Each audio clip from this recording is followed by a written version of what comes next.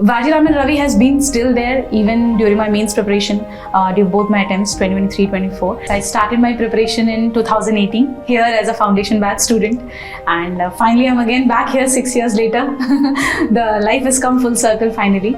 I post-graduated actually in year 2018. After that I came to Vajiraman Ravi, as the name has always been there, where I was completely clueless कि क्या करना है क्या नहीं. And that year I think ये join किया test series मैंने, and we had those regular feedback sessions. GS we had GS. I was enrolled for the GS thing. I had that regular feedback session after every copy that was checked. We had those mentoring sessions going on. So उससे पता चलता था what is wrong, where I should add on, what is the changes I need to make, etc. So it went like that, and I really scored good in GS last year. Also, it was 435 marks in GS 1, 2, 3, 4.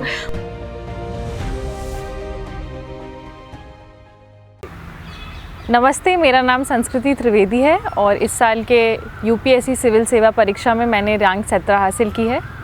मैं रांची की रहने वाली हूँ, जहाँ से मैंने अपनी schooling की है, और मैंने आगे की पढ़ाई दिल्ली यूनिवर्सिटी से की है इन पॉलिटिकल साइंस, और इवन मैंने मास्टर्स किया है फ्रॉम JNU पॉलिटिकल साइंस और इंटरनेशनल रिलेशंस में। अगर मैं अपने यूपीएससी जर्नी की बात करूं तो ये मेरा 6th अटैम्प्ट था, और इससे पहले मेरा एक बार चयन अपने 4th अटैम्प्ट में हो चुका है, जब मेरी 352 रैंक आई थी, और मैं currently Indian defence account service में हूँ। अगर मैं अपनी जर्नी की बात करूँ तो एक जो सबसे बड़ा प्रॉब्लम मेरे लिए रहा है वो प्रीलिम्स का रहा है, और उसके लिए मैं स्पेसिफ़िकली बात करना चाहूँगी क्योंकि अभी प्रीलिम्स आ भी रहा है, और मेरे जैसे बहुत से ऐसे एस्पिरेंट्स हैं जो ये प्रॉब्लम फेस करते होंगे कि प्रीलिम्स में इशू रह जाती है, क्योंकि वो एक ऐसा स्टेज है जहाँ एक दिन में इट्स डिसाइडेड कि आप एग्ज़ाम आगे दे रहे हैं या आपके लिए वो साइकिल वहीं ख़त्म हो जाता है। तो मेरे लिए प्रीलिम्स ऐसा रहा था कि मेरा पहला प्रीलिम्स मैंने just after college final exams, just after a week of college exams दे दिए थे। वो मैंने ट्रायल के लिए दिया था, पर मुझे लगता है कि ये डिसीजन थोड़ा गलत था, और प्रीलिम्स आप तभी बैठे देने जब आपको लगता है कि आपकी तैयारी सही है और आप कॉन्फिडेंट हैं अपने प्रिपरेशन में, क्योंकि ट्राई तो आप मॉक्स में भी कर सकते हैं।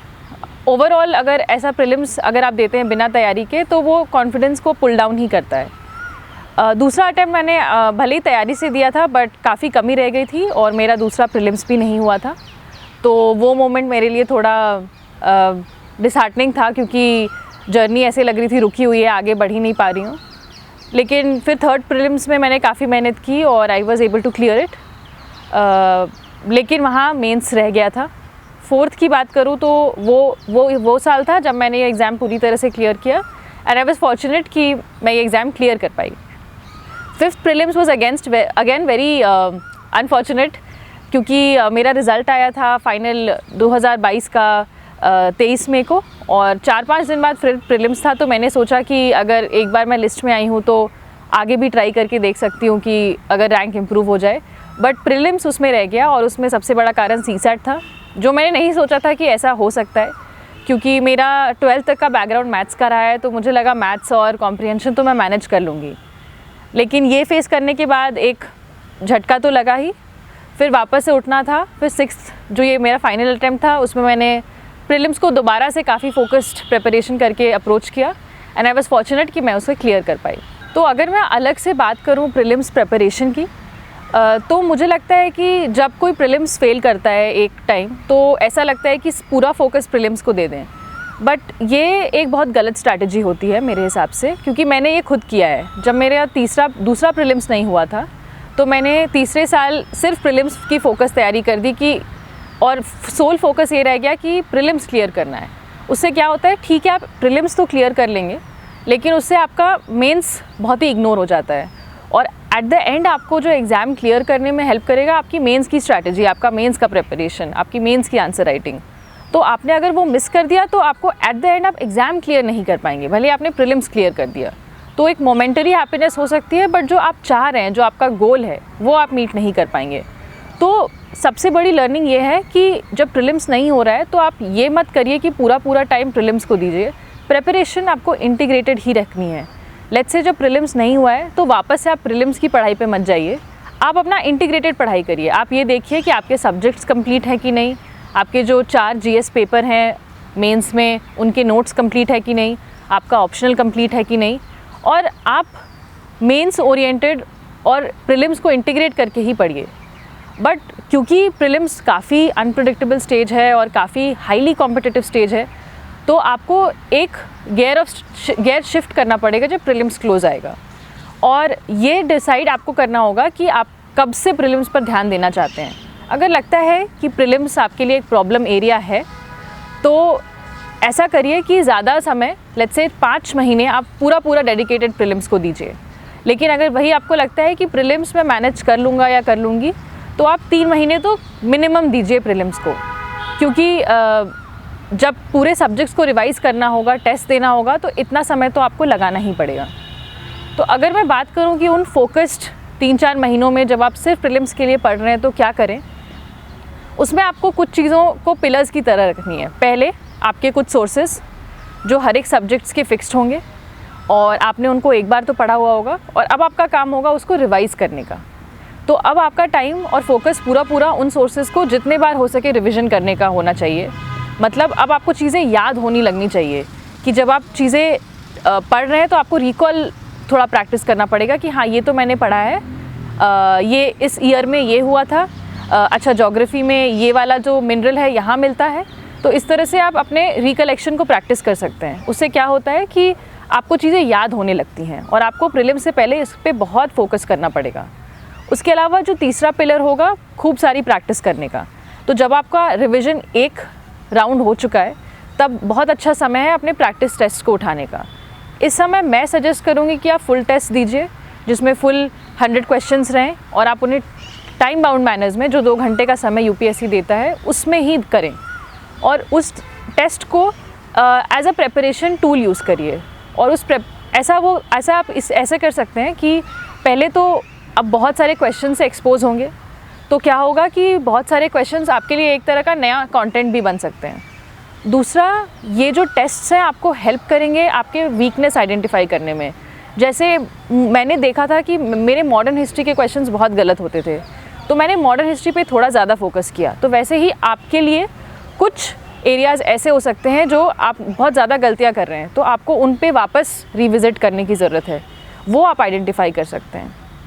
तीसरा, जो प्रीलिम्स के मॉक टेस्ट की फ़ायदा ये होता है कि आप पेपर टैकल करने की एक स्ट्रैटेजी डेवलप करते हैं, क्योंकि हमें भी पता है कि क्वेश्चन 100 हैं, उनमें से आपको 100 क्वेश्चंस नहीं आएंगे, अच्छे से आपको 30-40 ही आ पाएंगे। उसके आगे जो भी अटैम्प्ट्स करने हैं आपको अपने गेस वर्क से करना है, आपको एक कॉमन सेंस थिंकिंग से करनी है, थोड़ा एलिमिनेशन से करना है, थोड़ा एक जो भी आपने पढ़ा है उसके एक्सटेंडेड एप्लीकेशन से करना है। तो वो बहुत हेल्प करता है टेस्ट उस स्ट्रैटेजी को बनाने का कि किस तरह से हम पेपर टैकल करें। और आई थिंक बहुत एक इम्पॉर्टेंट फैक्टर जो आपको टेस्ट हेल्प करेगा, एक फियरलेसनेस डेवलप करने में, कि आप अपने अटैम्प्ट्स कर पाएँ क्वेश्चन के। क्योंकि ऐसे डर बना रहता है कि मुझे तो सिर्फ 30 आ रहे हैं, तो मैं और कैसे अटैम्प्ट्स बढ़ाऊँ। तो जब तक आप वो प्रैक्टिस नहीं करिएगा, वो गेस वर्क का और इसका कि कैसे अटैम्प्ट्स बढ़ाएं, तो वो नहीं हो पाएगा। आखिरी जो आपको टेस्ट उस टाइम पे हेल्प करेगा is making a core concrete strategy जो आप एग्ज़ाम हॉल में एग्जीक्यूट करेंगे। By that I mean how will you manage time in the exam. जैसे कितने समय में आपको एक बार क्वेश्चन पेपर पढ़ लेना है, कितने समय में आपने दूसरे बार पढ़ लिया है, कितने समय में आप OMR बबल करिएगा। तो वो सब जब आपकी प्रैक्टिस होंगी चीज़ें, तो वहाँ पे आप पैनिक नहीं कर रहे होंगे, आप बस आपने जो रोज़ प्रैक्टिस किया है उसको सिर्फ इम्प्लीमेंट कर रहे होंगे, एग्जीक्यूट कर रहे होंगे। तो ये कोशिश करिए कि टेस्ट को और प्रैक्टिस को एक तरह के टूल की तरह रखिए। बहुत ज़्यादा उनके मार्क्स से बहुत ज़्यादा बॉदर नहीं होना है, अगर कम आ रहे हैं तो उनसे बहुत डिसहार्टन नहीं होना है। आप ये समझिए कि ये आपको हेल्प कर रहा है आपके एग्ज़ाम क्लियर करने में, आपकी स्ट्रैटेजी बिल्डअप करने में। अपार्ट फ्रॉम द टेस्ट, मैं थोड़ा रिविज़न पे फोकस करना चाहूँगी कि आप रिविज़न उस टाइम पे कैसे करें। तो आपने बेसिक सोर्सेज तो हम सब ने पढ़ी होती हैं, और वो बेसिक सोर्सेज आपको हर जगह मिल जाएंगी कि कहाँ कहाँ क्या पढ़ना है। पर उस टाइम पे मुझे लगता है थोड़ा फोकस्ड रिविज़न थोड़े ज़्यादा इंपॉर्टेंट एरियाज़ पे करने चाहिए। जैसे अगर मैं मॉडर्न हिस्ट्री की बात करूँ, तो वहाँ पे मुझे लगता है कि जो प्री इंडिपेंडेंस ऑर्गेनाइजेशंस हैं, वो चैप्टर बहुत इंपॉर्टेंट हो जाता है। फिर वॉइसरॉयज़ और उन्होंने जो स्टेप्स लिए हैं वो इम्पॉर्टेंट हो जाता है। कुछ जो यूरोपियंस आए थे, उन्होंने कहाँ कहाँ पे अपने बेसेस बनाए, वो इम्पॉर्टेंट हो जाता है। तो ये जो एनालिसिस है कि कौन से पोर्शंस ज़्यादा इम्पॉर्टेंट हैं, वो आपको पर्सनली थोड़े करने पड़ेंगे। और इसमें जो सबसे ज़्यादा आपका साथ देगा वो is PYQs। PYQs will guide you कि कौन से एरियाज़ को आप बिल्कुल स्ट्रेटेजिकली टारगेट करें कि ये चैप्टर से तो मेरे 2-3 क्वेश्चन बन जाते हैं, तो इनको क्यों ना मैं 2-3 बार पढ़ लूँ। बट कोई ऐसा चैप्टर जिससे क्वेश्चन 1-2 भी नहीं आए हैं, तो उसको आप थोड़ा लेट इन प्रायोरिटाइजेशन डाल सकते हैं कि आप उन्हें बाद में रिवाइज़ कर लें। लेकिन जो चैप्टर्स जिससे बार बार क्वेश्चन बन रहे हैं, उनको आप बिल्कुल पहले रिवाइज़ करिए, 2-3 बार रिवाइज़ कर लीजिए। तो उससे क्या होगा, आपका समय का बेटर यूटिलाइजेशन होगा। वैसे ही जैसे मैं पॉलिटी की बात करूँ तो लक्ष्मीकांत जो बुक है, आई थिंक मोस्टली हम सब पढ़ रहे होते हैं, लेकिन एग्ज़ाम जब क्लोज़ हो तो कुछ चैप्टर्स उसके लिए ज़्यादा इंपॉर्टेंट हो जाते हैं। जैसे फंडामेंटल राइट्स का हो गया, डायरेक्टिव प्रिंसिपल्स का हो गया, पार्लियामेंट का हो गया, क्योंकि उनमें से बहुत ही डेंस कंटेंट निकल के आता है। उनमें काफ़ी सारे फैक्ट्स हैं और कुछ चीज़ें कंफ्यूजिंग भी हैं, तो क्वेश्चंस काफ़ी बन जाते हैं। तो वो सब एरियाज़ आइडेंटिफाई करना बहुत ज़रूरी होता है। उसके अलावा जो कुछ सब्जेक्ट्स हैं जो बहुत ही मुझे लगता है लो हैंगिंग फ्रूट हैं और उनको आप बहुत अच्छे से प्रैक्टिस कर सकते हैं और अपना बना सकते हैं, जैसे science and tech and environment. Mostly क्या होता है कि ये चीज़ें इन टॉपिक्स में कॉमन सेंस से आप इन चीज़ों को सॉल्व कर सकते हैं। जो अपने आसपास हो रहा है उसके थ्रू सॉल्व कर सकते हैं, बेसिक एलिमिनेशन के थ्रू सॉल्व कर सकते हैं। और यहाँ पे आपका जो करंट अफेयर्स का आपका प्रिपरेशन है वो भी हेल्प करता है, क्योंकि साइंस में मैंने देखा है कि जो नया डेवलपमेंट हो रहा है, कुछ नई तकनीक आ रही है, उसके बारे में सवाल ज़रूर पूछा जाता है। तो यहाँ पे आप इन 2 सब्जेक्ट्स को इग्नोर ना करिए। ये बहुत ही ज़्यादा नंबर्स में आते हैं इनके क्वेश्चंस, और आसान है कि वहाँ पे आप नंबर ले आएँ। एक और पिलर जिसकी मैं बात करना चाहूँगी वो करंट अफेयर्स हैं, क्योंकि करंट अफेयर्स इतना वास्ट है, हर दिन कुछ ना कुछ नया हो रहा है। तो एक हर एस्पिरेंट्स के लिए, मेरे लिए भी एक पैनिक का विषय रहता है कि कितना करें, कहाँ से करें और कब रुक जाएं, क्योंकि बहुत कंफ्यूजिंग हो जाता है। हर दिन एक ना एक नई न्यूज़ बन रही है, कोई नया फैक्ट आ रहा है। तो there should be a limit कि what you should be doing. मुझे लगता है जब प्रीलिम्स क्लोज़ है, 3-4 महीने बाकी हैं, तो आपको बहुत ज़्यादा सोर्सेज़ के पीछे भागने की ज़रूरत नहीं है। आप कुछ 1-2 कंपाइलेशन जो हैं, जो आपको ट्रस्टवर्दी लगते हैं, वो आप यूज़ कर सकते हैं। जैसे मैंने विजन की PT 365 यूज़ की थी। उससे क्या होता है कि एक जगह पे सारी चीज़ें आपको मिल जाती हैं, और अगर आपने न्यूज़पेपर नोट्स बनाए हुए हैं तो आप उनका रिवीजन करिए। एट दिस टाइम आप बहुत ज़्यादा नए सोर्सेज, बहुत सारे कंपाइलेशंस में मत जाइए। जो एक सेंस ऑफ फोमो होता है जो आजकल बहुत चल रहा है, उसमें मत जाइए। आप ट्रस्ट करिए कि इतना जो करंट अफेयर्स आपने पढ़ा है वो सफिशिएंट है, और आप उसको ही थोड़ा सा एक्सटेंडेड थिंकिंग करते हुए, उसके बारे में एनालिटिकल थिंकिंग करते हुए जो क्वेश्चंस आएगा उसको एड्रेस कर पाएंगे। और अगर मैं करंट अफेयर्स और स्टैटिक को कंपेयर करूं तो मुझे लगता है कि स्टैटिक पे ज़्यादा ध्यान दीजिए। करंट अफेयर्स क्योंकि थोड़ा सा अनप्रेडिक्टेबल है, कुछ भी आ सकता है, तो आप उन पे रिलाई नहीं कर सकते हैं, उसके पीछे ज़्यादा भाग नहीं सकते हैं। जैसे मैंने बोला, आप अपने स्टैटिक सब्जेक्ट्स, अपने बेसिक सब्जेक्ट्स को ज़्यादा से ज़्यादा रिवाइज़ करिए, ज़्यादा से ज़्यादा उसकी प्रैक्टिस करिए और उनको स्ट्रेंथन करिए। गिवन आजकल का जो पेपर का पैटर्न आ रहा है, और पता नहीं अभी 2025 में कैसा आएगा, थोड़ा सा अनप्रेडिक्टेबिलिटी तो रहती है, और आई थिंक प्रीलिम्स में ज़्यादा रहती है, क्योंकि 100 क्वेश्चंस ही आपके इस साल के फेट को डिसाइड कर रहा होता है। तो हम थोड़ा सा सोचने लगते हैं कि किस चीज़ पे फोकस करें। बट मुझे ऐसा लगता है, मेरा खुद का मानना है कि आपको स्टैटिक हमेशा ही रिवॉर्ड्स देगा। अगर आपके स्टैटिक स्ट्रॉन्ग होंगे, ज्योग्राफी की अंडरस्टैंडिंग आपकी स्ट्रॉन्ग है, आपके हिस्ट्री का टाइमलाइन क्लियर है, फैक्ट्स आपको जो हिस्ट्री के बेसिक हैं याद हैं, वो सब आपको कभी ना कभी बिल्कुल ही हेल्प करेगा। तो बहुत ज़्यादा बॉदर मत होइए कि पैटर्न बदल रहा है, बहुत ज़्यादा बॉदर मत होइए कि बहुत ही टफ़ पेपर आने वाला है। आप अपने पढ़ाई को जारी रखिए, अपने स्टैटिक को स्ट्रॉन्ग रखिए, करंट को बेसिक करिए। मैं बोलती हूँ आप करंट अफेयर्स को एडिक्वेट रखिए, बहुत ज़्यादा भी नहीं, बहुत कम भी नहीं। अगर मैं प्रीलिम्स के पेपर्स की बात करूं तो इनमें जो 2 पेपर्स हैं, GS1 और GS2, जो GS2 होता है वो CSAT का पेपर होता है, तो वो पेपर को इग्नोर आप बिल्कुल मत करिएगा, क्योंकि वो आपको एक पूरा अटेम्प्ट कॉस्ट कर सकता है।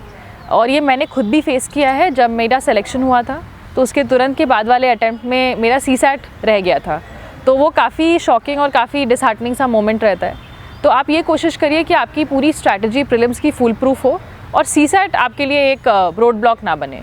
तो सीसैट को आप एक तरह से स्ट्रेटेजिकली अप्रोच कर सकते हैं और उसके लिए थोड़ा आपको अवेयरनेस रखनी पड़ेगी कि आपका खुद का सिचुएशन कैसा है।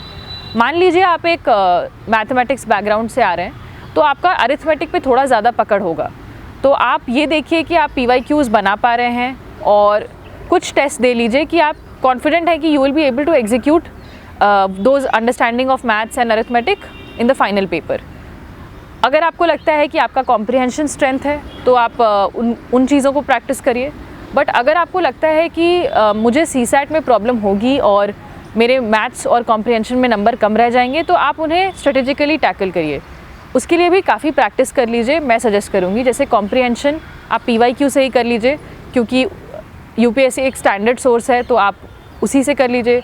मैथ्स में आप ऐसा कर सकते हैं कि कुछ पर्टिकुलर टॉपिक्स उठा के उनको आप कवर कर सकते हैं और उनके कुछ क्वेश्चंस प्रैक्टिस कर सकते हैं। जैसे इस बार 2024 के अटैम्प्ट के पहले मैंने सीसैट की भी काफ़ी तैयारी की थी, क्योंकि उससे पहले सीसैट मेरा नहीं हुआ था। तो मैंने ये किया कि नंबर सिस्टम का जो चैप्टर है उसको मैंने थरोली प्रिपेयर कर लिया था, क्योंकि उससे मैंने देखा कि 3-4 क्वेश्चंस आ जाते हैं। जैसे प्रोबेबिलिटी है चैप्टर, उसको मैंने पढ़ लिया था कि 1 क्वेश्चन या 2 क्वेश्चन अगर आ जाए तो वो आ जाएगा। थर्ड जो था परमिटेशन कॉम्बिनेशन के जो बेसिक सवाल होते हैं और एक जो बेसिक कॉन्सेप्ट होता है उसको मैंने कवर कर लिया था। तो वैसे ही आप अपने लिए कुछ एरियाज़ आइडेंटिफाई कर सकते हैं कि ये मैं कवर करके, ये मैं समझ के जो भी क्वेश्चन फाइनली आएगा वो मैं कर सकता हूँ या कर सकती हूँ। तो उस तरह से आप स्ट्रेटेजिकली टैकल करिए। सीसैट में you have to clear the cut off, don't have to score very high. तो आप ये देखिए कि आपके क्या स्ट्रेंथ एरिया हैं, क्या चीज़ें आप कवर कर सकते हैं, और आप ये देखिए कि किस तरह से कट ऑफ क्लियर हो सकता है। बहुत ज़्यादा पैनिक होने की ज़रूरत नहीं है और कामनेस रखने की बहुत ज़रूरत है सीसैट पेपर में। मेरे साथ पर्सनली 2023 के सीसैट में ये हुआ कि क्योंकि कुछ क्वेश्चन मैथ्स के नहीं बने, कॉम्प्रिहेंशन थोड़े 1-2 टफ लगने लगे, तो मैंने थोड़ा कंट्रोल छोड़ दिया एग्ज़ाम का। उससे क्या हुआ, मैं पैनिक ज़्यादा हो गई, और अगर मैं कामली क्वेश्चन सॉल्व करती तो शायद बेटर रिज़ल्ट्स रहते और शायद मैं सीसैट क्लियर कर पाती। तो इसीलिए बहुत ज़्यादा पैनिक और डर रखने का कोई ज़रूरत नहीं है। प्रैक्टिस करके जाइए अच्छे से, थोड़े ज़्यादा मॉक्स लगा के जाइए सीसैट के भी, तो आपको पता होगा कि जो भी क्वेश्चंस आएंगे आप एक अच्छे मैनर से उनको डील कर पाएंगे और आपके लिए सीसैट एक प्रॉब्लम नहीं रहेगा। अगर टेस्ट्स की, प्रीलिम्स के टेस्ट के मैं थोड़े डिटेल में जाऊँ तो एक क्वेश्चन बहुत उठता है कि कितने मॉक्स देने चाहिए। तो पर्सनली क्योंकि मेरे लिए प्रीलिम्स शुरू में एक प्रॉब्लम था, तो मैंने जब अपना 3rd प्रीलिम्स दिया तो मैंने उसमें अराउंड 50 फुल टेस्ट्स दिए थे। और मैंने ऐसा किया था कि मैं एग्ज़ाम से 2 महीने पहले हर दिन सुबह एक टेस्ट दे देती थी, तो उससे एक दिन की अच्छी शुरुआत हो जाती थी और उसको बाद में मैं एनालाइज़ करके, फीडबैक लेके, रिव्यू करके उससे सीख भी लेती थी। तो आपके लिए जो एडिक्वेट नंबर ऑफ़ टेस्ट्स हैं, आप खुद से जज करिए कि आपको अगर लग रहा है कि कॉन्फिडेंस की कमी है और आपको डर ज़्यादा है, आप थोड़ा पैनिक कर जा रहे हैं पेपर के बारे में सोच के, तो मॉक्स लेना will be a good strategy, क्योंकि उससे आपके थोड़े नर्व्स कम होते हैं। आपको उन टाइम बाउंड मैनर में उस 2 घंटे में सोचने की हैबिट लग जाती है, एक एप्टीट्यूड डेवलप होता है कि पेपर को सॉल्व कैसे करें, और उनमें मॉक्स बहुत हेल्प करते हैं। और जो मॉक्स है वो आप या तो किसी इंस्टीट्यूशन से ले सकते हैं या कुछ फ्री मटेरियल भी आपको, अगर आप गूगल पे सर्च करें तो फ्री टेस्ट्स भी मिल जाते हैं। तो उससे क्या होगा, आप मल्टीपल सोर्सेज और मल्टीपल जगहों से जो टेस्ट बन रहे हैं उससे देंगे, तो आप वेरीड तरह के क्वेश्चंस से भी एक्सपोज होंगे, वेरीड तरह की थिंकिंग करिएगा, तो आपका बेटर एटीट्यूड डेवलप होगा टुवर्ड्स प्रीलिम्स। अब एक और जो सवाल उठता है कि कितने नंबर ऑफ़ क्वेश्चंस अटेम्प्ट करने चाहिए इन प्रीलिम्स, वो अगेन थोड़ा पर्सनल होगा, क्योंकि ये बहुत ही पर्सनल इसलिए होगा क्योंकि डिफरेंट लोगों का एक्यूरेसी अलग अलग होती है। कुछ लोग जो मैंने देखा है, मेरे फ्रेंड्स, वो 90+, 95+ क्वेश्चन सही करके दे क्लियर। कुछ लोगों को मैंने देखा है कि they just attempt 80 and they are able to clear. तो यू नीड टू फाइंड कि आपके लिए वो नंबर क्या होगा जिसमें आपका कट ऑफ के आसपास रहता है, तो वहाँ पे भी आपको मॉक्स हेल्प करेंगे। और आपको ये ट्राई करना पड़ेगा कि कितने क्वेश्चन मैं सॉल्व कर रही हूँ, कितने गलत हो रहे हैं, तो आपको उससे अपने एक्यूरेसी का अंदाज़ा होगा। अगर मैं अपनी बात करूँ तो मैं देखती थी कि मेरे 80 to 85 अटैम्प्ट्स जब रहते थे तो मैं बेटर स्कोर कर पाती थी as compare to higher attempts. लेकिन इसका एक कैविएट है एक जो पॉइंट है जो आपको ध्यान रखना चाहिए इज़ दैट कॉमन सेंस बिल्कुल एग्ज़ाम में उसको भूलना नहीं है, और थोड़ा सा डिसीजन को आप ट्वीक कर सकते हैं on the basis of what paper has come. मान लीजिए द पेपर इज़ वेरी आपको लग रहा है कि टफ़र साइड पे है, तो आप अपने अटैम्प्ट्स थोड़े से कम रख सकते हैं, बट अगर लग रहा है कि पेपर थोड़ा ईजियर साइड पे आया है तो वहाँ पे थोड़े 1-2 क्वेश्चंस बढ़ा सकते हैं। बट मैं ये नहीं सजेस्ट करूँगी कि आप अपने स्ट्रैटेजी को बहुत ज़्यादा ऑल्टर करिए और ये एक पैनिक में आ जाइए कि नहीं क्वेश्चन तो ईजी आया है, मुझे अटैम्प्ट्स बढ़ा देने चाहिए। इससे आप और कंफ्यूज होइएगा, आप एग्ज़ाम का कंट्रोल खोइएगा। जैसे 24 का ही एग्ज़ाम था, आफ्टर द प्रीलिम्स ऐसे काफ़ी बातें चल रही थी कि पेपर बहुत ईजी आया है, काफ़ी सिंपल चीज़ें पूछी गई हैं, तो लोगों ने अटैम्प्ट ज़्यादा किए थे। बट जब इस बार यूपीएससी ने कट ऑफ निकाला तो कट ऑफ कोई बहुत ज़्यादा नहीं गई थी as compare to earlier years. तो इसीलिए बहुत ज़्यादा स्ट्रैटेजी को चेंज मत करिए, अपने काम माइंड से डिसीजन लीजिए और अपने प्रैक्टिस पे विश्वास रखिए। आई थिंक वो आपको बेनिफिट्स बहुत देगा। क्योंकि ये भी एक और बात जो ध्यान रखने वाली है कि एग्ज़ाम जो होता है वो आपका जो फर्स्ट पेपर है प्रीलिम्स का वो 9 से 11 होता है, और सेकेंड हाफ़ का जो पेपर है सीसैट वो 2 से 4 होता है। तो क्योंकि हम पढ़ाई अलग अलग समय पे कर रहे होते हैं, किसी का कोई वर्किंग प्रोफेशनल्स भी होते हैं तो they have work in the day, तो हम पढ़ाई यूजुअली इन टाइम पे हमेशा नहीं कर रहे होते। तो इसीलिए जब एग्ज़ाम थोड़ा क्लोज़ हो, लेट्स से 20 डेज़ अवे हो या 15 डेज़ अवे हो, तो थोड़ा सा अपने बॉडी और स्लीप साइकिल को थोड़ा एग्ज़ाम के लिए ऑल्टर करिए, क्योंकि उससे क्या होगा कि you will be able to think better. ये नहीं कि आपको, क्योंकि अगर आपको सोने की आदत है सुबह में और रात में पढ़ने की आदत है तो वो आपके एग्ज़ाम में इफ़ेक्ट करेगा, क्योंकि आपका दिमाग उस हिसाब से ट्रेंड है। तो थोड़ा सा आपको उस चीज़ों पैटर्न को भी बदलने की ज़रूरत है। और टेस्ट मैं सजेस्ट करूँगी, एटलीस्ट कुछ टेस्ट 4-5 तो आप बिल्कुल एग्ज़ाम टाइमिंग्स में दे दीजिए। जो सीसैट है वो बिल्कुल दोपहर के खाने के बाद दीजिए, क्योंकि वो थोड़ा सा ऐसे हम लेथार्जिक फील करते हैं, बट स्टिल हमें बिल्कुल अटेंशन के साथ सीसैट करना पड़ता है। तो उसकी प्रैक्टिस करके जाइएगा तो एग्ज़ाम में बिल्कुल कुछ नया नहीं लगेगा, you will be comfortable. Even for the morning paper, 1-2 paper, 2-3 paper आप मॉर्निंग बिल्कुल स्लॉट में दीजिए।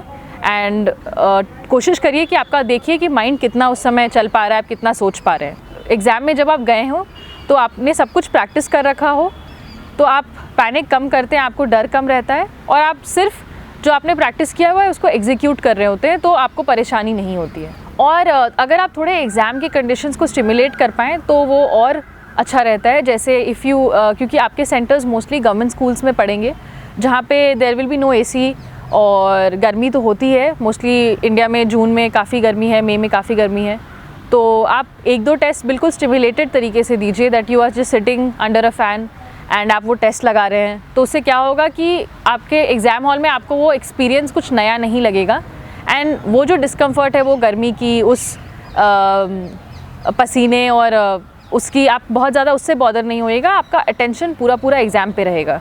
तो ये भी प्रैक्टिस का पार्ट है कि आप एग्ज़ाम कंडीशंस को भी स्टिमुलेट कर पाएँ, तो आपको वो बॉदर नहीं करेगा कि बहुत गर्मी है या बहुत परेशानी हो रही है, और आप पूरा अटेंशन अपने पेपर्स पे दीजिएगा। अगर मैं स्पेसिफ़िकली बात करूँ कि जब मेरा प्रीलिम्स नहीं हुआ था पहला 2, तो मैंने क्या मिस्टेक्स की थी जो मैंने आइडेंटिफाई की अपने 3rd प्रीलिम्स के पहले, वो कुछ ऐसे थे कि पहला मैंने PYQ एनालिसिस नहीं किया था और मैं डायरेक्टली मॉक्स देने लग रही थी, डायरेक्टली जाके फ़ाइनल एग्ज़ाम दिया। तो उससे क्या हो रहा था कि मुझे इंपॉर्टेंट एरियाज़ आइडेंटिफाई नहीं हुए थे। मैंने ये आइडेंटिफाई नहीं किया था कि मेरे खुद के स्ट्रेंथ्स क्या हैं, किन चीज़ों को मैं ज़्यादा अच्छे से कर सकती हूँ। तो PYQ analysis will be very important, और मैं ये सजेस्ट करूँगी कि आप पिछले 5-6 साल के तो पेपर्स बिल्कुल सॉल्व करिए, और ये देखिए कि डिफरेंट सब्जेक्ट से कितने क्वेश्चन आ रहे हैं और कैसे क्वेश्चन आ रहे हैं, और आप ये देखिए कि आपके बेसिक स्टैटिक है वो कितना प्रिपेयर्ड है। तो ये आपको PYQ बहुत हेल्प करेगा। दूसरा जो मैंने मिस्टेक किया था वो था not adequately revising the static portion. जैसे मैंने पहले भी बताया कि स्टैटिक ही पिलर बनेगा आपके प्रीलिम्स क्लियर करने का, क्योंकि वो एक सर्टेन चीज़ है। वो क्या होता है कि आपका प्रिपेयर्ड है, आपको याद है, तो जब आप वहाँ आप उसे अटेम्प्ट करिएगा तो वो आपको एक एक्यूरेसी के साथ नंबर देगा। तो मैंने बुक्स तो पढ़ लिए थे बेसिक्स, बट मैंने उनको इंटरनलाइज नहीं किया था, मैंने उनको याद नहीं किया था, मैंने एडिक्वेट नंबर ऑफ़ टाइम्स उनको रिपीट नहीं किया था। मैंने just as a ticking box कि हाँ ये बुक कंप्लीट हो गया तो उसे रख दिया, उसे रिपीट नहीं किया, उसे बार बार नहीं पढ़ा, जिसके कारण मुझे चीज़ें याद नहीं थी, जिसके कारण मेरी गलतियाँ हुई। तो मैं ये बिल्कुल सजेस्ट करूँगी कि आप बार बार ये चीज़ें रिपीट करिए। तो जो एक और मिस्टेक मैंने की थी प्रीलिम्स में, मुझे लगता है उसमें प्रैक्टिस की कमी रह गई थी। उसके कारण क्या हुआ, मेरे पास एक स्ट्रैटेजी नहीं बनी हुई थी कि मुझे पेपर को टैकल कैसे करना है। तो जिस दिन मैं प्रीलिम्स देने गई, मुझे ये पता नहीं था कि मैं कितने क्वेश्चंस अप्रॉक्सीमेटली अटैम्प्ट करूँगी, कितने देर में उसे एक बार पढ़ूँगी, दोबारा पढ़ूँगी, कितने देर में OMR मार्क करूँगी। तो ये एक तरह का प्रॉब्लम पॉइंट बन गया, जिसके कारण एग्ज़ाम में पैनिक हुआ और कुछ क्वेश्चन जो मैं सही कर सकती थी उसको नहीं किया। तो प्रैक्टिस को, जैसे मैंने पहले भी बोला है, प्रैक्टिस को काफ़ी आप इम्पॉर्टेंट रखिए अपने पिलर एज अ प्रीलिम्स। तो ये कुछ मिस्टेक्स थे जो लगता है अवॉइड करिए, तो आपको प्रीलिम्स में बेटर रिजल्ट मिलेंगे। तो जब प्रीलिम्स एक बार, दो बार, तीन बार नहीं होता है तो एक तरह का डर बैठने लगता है, काफ़ी प्रेशर भी फील होता है कि क्योंकि हम इस जर्नी में आए हैं तो कुछ रिज़ल्ट नहीं आ रहे हैं, कुछ भी लेवल क्लियर नहीं हो रहा है, तो काफ़ी सेल्फ डाउट आता है, काफ़ी ऐसे हताशा सी लगती है कि क्या ये कभी भी क्लियर होगा कि नहीं। एक प्रीलिम्स एक तरह का डर बैठा देता है, पूरे एग्ज़ाम को लेके एक नेगेटिव इमोशन हमारे अंदर छा जाता है। But I think at that moment हमें थोड़ा सा अवेयरनेस रखनी पड़ेगी और इंटरनली देखना होगा कि मिस्टेक्स क्या हो रहे हैं। अगर हम यही सोचने लगेंगे कि प्रीलिम्स नहीं हो रहा है और उस दुख में रहेंगे तो कुछ ज़्यादा प्रॉफिटेबल नहीं निकलने वाला है उससे। तो बेटर होगा कि उस टाइम पे आप ये देखें कि आपकी गलतियाँ क्या हो रही हैं। आप थोड़े अपने बुक्स के साथ बैठिए, आप उस साल का पेपर जो आपने अभी दिया है और आपका नहीं हो रहा है, उसे आप देखिए कि उसमें क्या क्वेश्चंस थे जो आपने गलती किए, क्या क्वेश्चंस आपको बिल्कुल नहीं आए, क्या क्वेश्चंस थे जो आप कर सकते थे पर आपने बस डर और पैनिक में नहीं किया। तो उस तरह की एनालिसिस आपको ये हेल्प करेगी जानने में कि आपने आपकी क्या गलती है, आप कहाँ गलत जा रहे हैं। तो उन लो पॉइंट्स में जब आप फेलियर फेस कर रहे हैं, उसको एक स्ट्रेंथ की तरह यूज़ करिए कि you strategise a new way for you, कि आपके लिए ये काम नहीं किया तो आपको एक नया तरीका निकालना पड़ेगा। अगर आप उसी दुख में रहिएगा और वहीं डिसहार्टेंड फील करते रहिएगा तो कुछ निकलने नहीं वाला है उससे, और आप उसी में लूप होल में रह जाइएगा, आप और बुरा फील करिएगा और काफ़ी सारा समय बर्बाद हो जाएगा। तो ऑफकोर्स जब बुरा लगता है तो आप किसी अच्छे दोस्त या किसी जो माँ बाप हैं, आप जो अच्छा आपके बारे में सोचते हैं, उनसे बात करिए और वापस से प्रिपरेशन पे आइए और अपनी गलतियों को ढूंढने की कोशिश करिए and look for solutions that will work for you. आशा करती हूँ कि ये जो मैंने प्रीलिम्स के बारे में मेरी जर्नी थी और जो मेरे लर्निंग्स थे वो कहीं ना कहीं आपके जर्नी में कुछ काम आए, और I wish everybody all the best for the journey ahead. ये एग्ज़ाम आपको टेस्ट करेगा और प्रीलिम्स तो खासकर, क्योंकि मेरा खुद का भी एक्सपीरियंस रहा है। बट आई थिंक अगर हम राइट स्ट्रैटेजी रखें और माइंडसेट सही रखें, कामनेस रखें, अपने आप पे भरोसा रखें, तो ये भी क्लियर हो जाएगा। All the very best.